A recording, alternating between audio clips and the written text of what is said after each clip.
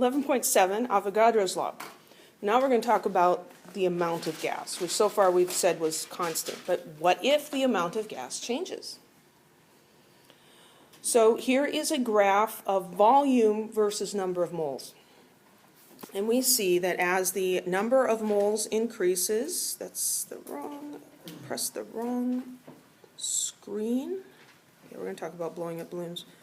As the amount of gas increases, the volume increases. This makes sense. If you put more air into a balloon, it's going to get smaller, right? No, it's going to get bigger. More gas, more volume. It just makes sense. So the volume increases with the number of moles, with the amount of gas. That makes sense. And it's linear. If you double the amount of gas, you double the volume. And this was first formally stated by Avogadro, the same guy whose number we celebrated yesterday. It didn't break, that's good. Yesterday, in honor of Mole Day, I personally broke a Buchner funnel in a filter flask, and then two students, within like a minute of each other, broke two 600 milliliter beakers. It was just a grand day for glassware. I dropped acid on Tuesday. I mean... You dropped acid on Tuesday. Well, I dispensed acid yesterday. Yeah, it was hydrochloric acid, not the other kind. Okay. Amadeo Avogadro, so he lived back, he was actually born when our country was born, in 1776. And he died in 1856. And you will not be quizzed on that. But his law, his relationship assumes constant temperature and constant pressure. Avogadro's law states the volume of a gas and the amount of the gas are directly proportional. Now there's something important here. The amount of the gas, oh, that's the eraser, that won't do very much. In moles. It has to be in moles. It's not mass, it's moles. Because, think about kinetic molecular theory, it's the number of particles that are moving around. And what they are just doesn't really matter. So, yeah, here's a little guy blowing up a balloon. Makes sense. You put more air into the balloon gets larger. That's also apply if we get near zero Kelvin temperature. Instead of the volume decreasing. Well, see, the thing about near absolute zero is it actually still going to be a gas? It's going to be a liquid, most likely. It would be result itself to a solid. Or a solid. Yeah. But I don't think you can have a gas at zero. Because the particles slow down and then all. That's one of those situations where kinetic molecular theory doesn't quite work all the time. Yeah, because one of the things about kinetic molecular theory is it says that there's no attractions or repulsions between the particles. Well, that's true under regular conditions. When you slow them down so much, though, there is a little bit of attraction, and now it becomes significant. Although the movement slows down, does that apply? That doesn't apply to subatomic quark. They're still whizzing around and doing. Yeah, I don't think temperature applies to subatomic particle movement. They're just they do their thing. Yeah. Light. Is it about light? Light does not slow down when it gets cold. But it does if things get in the way. Yes. Yeah. Take that up in physics. Okay, here's an example. I like physics, but I did not go into physics because I recognize that once you get past the real basic level, things get very strange very quickly and fun to think about, not so fun to be tested on.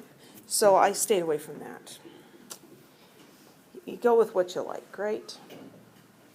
Okay, so a 4.8 sample of helium gas contains 0.22 moles of helium. How many additional moles of helium gas must be added to the sample to obtain a volume of 6.4 liters? Okay, so let's make a table. 8.4 liter sample. Sorry, 4.8 liter sample. Oh, good grief. 4.8. I was just testing you. That's a volume, right? And it says it contains 0.22 moles of helium. 0.22 moles. It was on the previous slide, I didn't point it out. The letter that we use for this variable of amount is a lowercase n. N is for number of moles. That's the number of moles. And so it's wanting to know the final volume is 6.4 liters. So that's 2. And then we're trying to figure out, now this one's a little tricky. Is it asking for the number of moles in the gas sample in the second condition at 6.4 liters? It's asking how many moles do we have to add? So we're like, well, okay, but I can't calculate that from this table, but I could calculate N2. So if I know the total number of moles in that sample at 6.4 liters, and I know that I started with 0.22 liters, could I figure out how many I need to add? Yeah, I just have to do a little subtraction, right? So we're going to use, and it didn't give us a written out form of Avogadro's law, did it? So it'd be V1 over N1. V1, I just derived it in my head. V1 over N1 equals V2 over N2. I'll show you how to do that later. Fractions again. Cross multiply. This is just like Charles' law, then. Yeah, It's like, different letter. yeah, just a different letter. So V1 times N2 is equal to N1 times V2.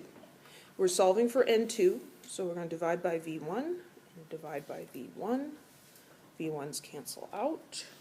And so down here we'll say that N2 equals, how did I express that? N1 V2 over V1.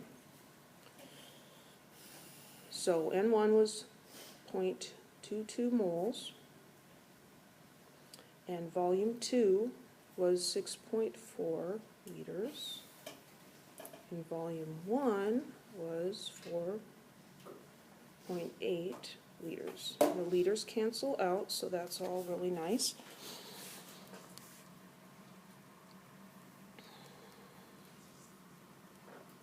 .22 times 6.4 divided by 4.8.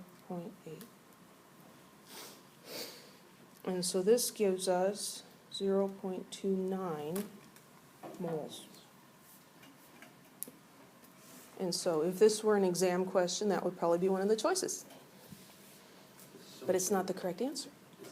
Yeah, subtract the original. Because we want to end up with 0.29 moles, but the question is asking how much do we have to add to get there.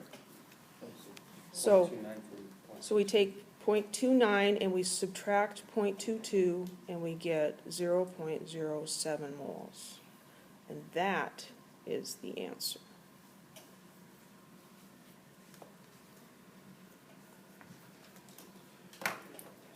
Any questions?